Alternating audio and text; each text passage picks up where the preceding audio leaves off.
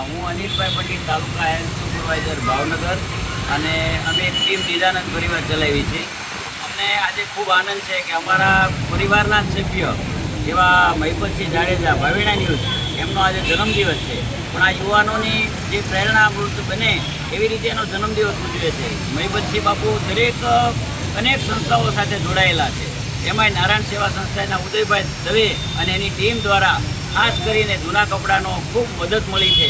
એ જૂના કપડાં લઈ અને મેં બોરતળાવ પાસે આવેલી વસાહતની અંદર આજે મહિપતસિંહનો જન્મદિવસ ઉજવણી કરી રહ્યા છીએ.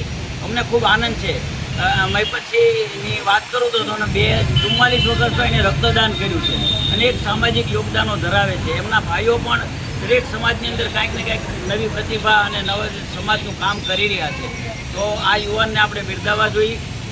દરેક માણસને આપણે વિગતે વાત કરીએ તો દરેક જો યુવાન પોતે પોતાનો જે જન્મદિવસ છે કેક કાપીને બીજી પાર્ટીઓ કરીને ઉજવતા હોય છે, ત્યારે જો પણ આપણે પોતાનો જન્મદિવસ કોઈને પરોપકારી કાર્ય કરીને, કોઈના મુસ્કાનનું કારણ બનીએ, કોઈનું માણસ બનવાની રમત રમી અને ઉજવીએ તો કેટલો બધો સમાજને લાભ થતો હોય છે.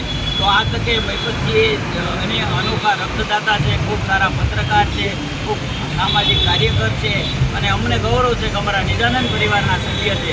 તો મહિપતસિંહ જાડેજાનો આ જન્મદિવસ અનેક યુવાનોને પ્રેરણા આપશે અને જન્મદિવસની મહિપતસિંહને ખૂબ ખૂબ શુભકામનાઓ.